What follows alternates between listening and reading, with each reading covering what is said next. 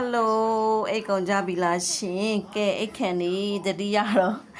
အစီကြညာတောက်လေးတောက်လိုက်ပါအောင်မယ်ရှင်ဒီမှာတော့တမယာသီလေးနဲ့မရတောက်တယ်တမယာသီကိုဒီမှာဥလွတ်အောင်လှီထားတော့ဒါလေးကဥလေးပါနော်ဒါကတော့အသားလေးတွေအဲ့လိုလေးလှီးရင်တမယာသီကညှစ်လို့ကောင်းတယ်နော်မှတ်ထားကြနော်တမယာသီဥလေးပါအောင်လေး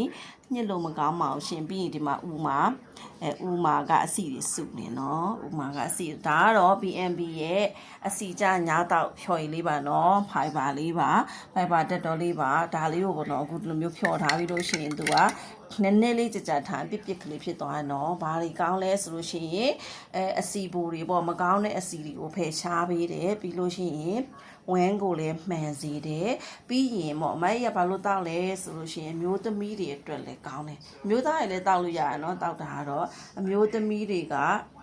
ရာသီလာရင်ကျန်တာတွေဘာတွေမဖြစ်ဘူးပေါ့နော်အမကြီးဆိုလို့ရှိရင်ငငယ်ကဘိုင်းအောင်တက်တယ်ကြီးပေါင်တွေကြိုက်တက်တယ်ပေါ့ဒါလေးတောက်တော့အဲ့လိုမျိုးတွေတိတ်ပြီးတော့မဖြစ်တော့ဘူးเนาะပြီးတော့ဒီလိုမျိုး